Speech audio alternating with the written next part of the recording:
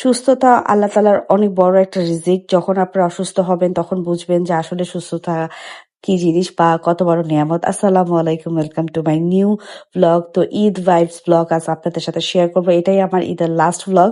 Actually ঈদে ওভাবে বের হওয়াই হয়নি, কারণ ঈদের নামাজ পড়ে আমি বাসায় ঢুকেছি। আমার অবস্থা খারাপ। আপনারা আমার ভয়েস ওভার শুনলে বা ভয়েসটা শুনলে হয়তো বা বুঝতে পারবেন যে আমার গলা ভাঙা। আমি এখনো প্রপারলি সুস্থ হইনি, আলহামদুলিল্লাহ।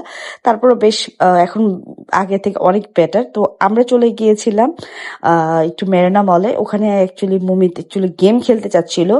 তো সে খুবই মন খারাপ, মুখ টুক শুকিয়ে বসে আছে। আমরা ঈদে কোথাও বের হই নাই। এক হচ্ছে আমি অসুস্থ, দ্বিতীয় তার বাবা ছুটি পায়নি। আসলে সৌদিতে ওভাবে ছুটি ছাটা হয় না, ওদের ঈদের দিনও ওদের কাজ করতে হয়। এটাই আসলে যারা চাকরি করে তারাই বুঝবে আমার সাথে। তো কি আর করার, বাচ্চা মানুষ। তারপর হচ্ছে মনির হচ্ছে একবেলা ছুটি নিল সন্ধ্যার পরে আর কি।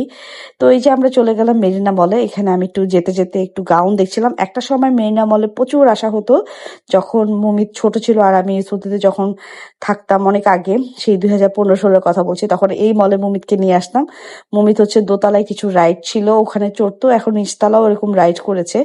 কিন্তু মুমিত যে গেমটা খেলতে চাচ্ছিল সেই গেমটা অ্যাকচুয়ালি ও খুঁজে পাচ্ছে না। এটা একদমই ছোট বাচ্চাদের জন্য। তো মাশাআল্লাহ আমার ছেলে বড় হয়ে গেছে, সে চুজ করতে পারে। আর যেগুলো পাচ্ছিল ওইগুলো বলছিলাম এগুলো ছোটদের, আবার দামও অনেক বেশি। আমার ছেলে এই জিনিসটা খুব বুঝে যে খুব এক্সপেন্সিভ হলেও কেনার আগে ভাবে বা আমাকে বলার আগে ভাবে যে এটা অ্যাকচুয়ালি নেওয়া উচিত কিনা। এই জিনিসগুলো আমার ছেলের মধ্যে আমি অনেক আগে থেকেই বুঝাইছি, যেটা কোনটা এক্সপেন্সিভ, কোনটা নেওয়া উচিত, কখন নেওয়া উচিত, কখন নেওয়া উচিত না। এই জিনিসগুলো ওভাবে ও চায়, আলহামদুলিল্লাহ। তো ওখানে না অনেক রকমের ভ্যারাইটি মার্শমেলো দেখলাম, আপনাদেরও তো দেখলেন। তারপর যেহেতু আর গেম খেলা হলো না, তো আমরা একটু শপে ঘোরাঘুরি করলাম। মনির একটু ট্রাউজার দেখছিল নিজের জন্য, কিন্তু ওর পছন্দ হয়নি। ও কাপড় ধরে ওর ভাল লাগে না। আমার জামাই কিন্তু অনেক খুঁতখুঁতে, তার 19-20 হলে পছন্দই হয় না। তারপর হচ্ছে মমিত একটু জার্সি টার্সি দেখছিল, তো তারও জার্সি পছন্দ না। আর মমিতের খুব ভালো ধারণা যে মনির হচ্ছে খুব ভালো কাপড় চিনে, আমার থেকেও বেশি। যাক, তো আমি একটু মেকআপের শপে ঢুকলাম, যেটা আমার না ঢুকলেই না। তো এখানে অনেকগুলো ব্র্যান্ড নিয়ে একটা শপ। তো এখানে অনেকগুলো ব্র্যান্ডের শপ আছে, সবে Revolution, Kryolan, make up for ever, channel.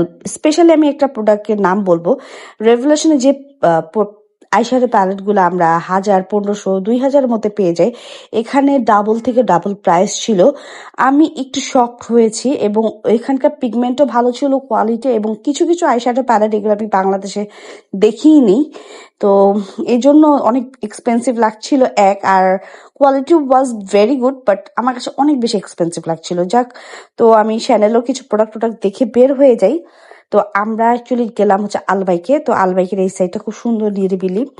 তো আমরা একটু আলবাইকে ঢুকি, কারণ আসলে মলে ঘোরাঘুরি করে আর ভালো লাগছিল না। তো ভাবলাম আমরা কিছু খেয়ে নিই। মুমি তো বলছিল আম্মু চলো খিদা লাগছে, আর যেহেতু আমরা সন্ধ্যা নাস্তা না করেই বের হয়ে গিয়েছি, তো এই জন্য ভাবলাম। তো এখানে দেখেন আমার মেকআপটা খুবই ফ্ললেস লাগছে না? আমি কিন্তু কোনো বেসটা একদমই ফাউন্ডেশন ছাড়া করেছি, জাস্ট একটা কনসিলার দিয়ে।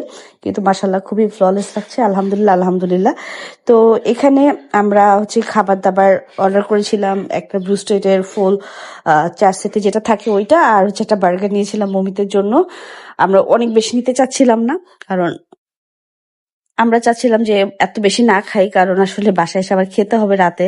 কারণ আমি রাতের বেলা জন্য তো রান্না করাই ছিল, তো আমি চাচ্ছিলাম না। কিন্তু আসলে রাতে এসে তারা খেতে পারে নাই, একটু খেয়ে তাদের অবস্থা খারাপ হয়ে গিয়েছে।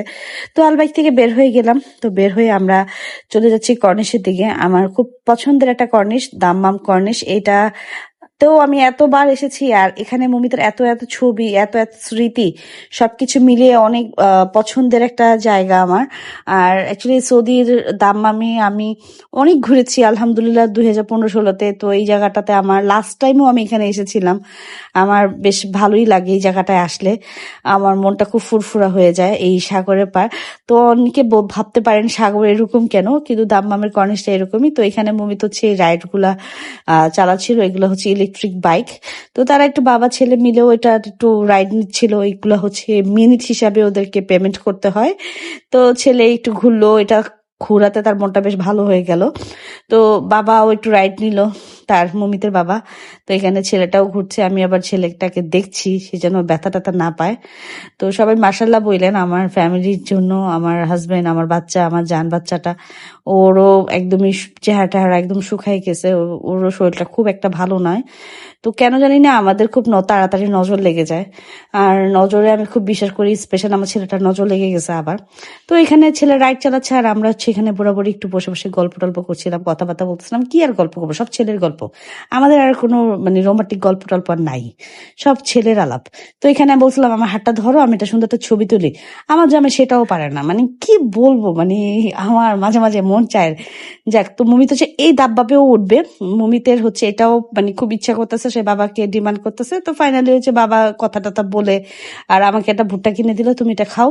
তো ফাইনালি কথা টথা বলে বাবা যে উঠাই দিয়ে আসলো, তার বাবা যা চায় তাই দেওয়ার চেষ্টা করে, যে সে এটা এটা এই রাইডটাও নিছে, এটাও নাকি হাফ এন আওয়ার মতো ঘুরতে টুরতে পারবে।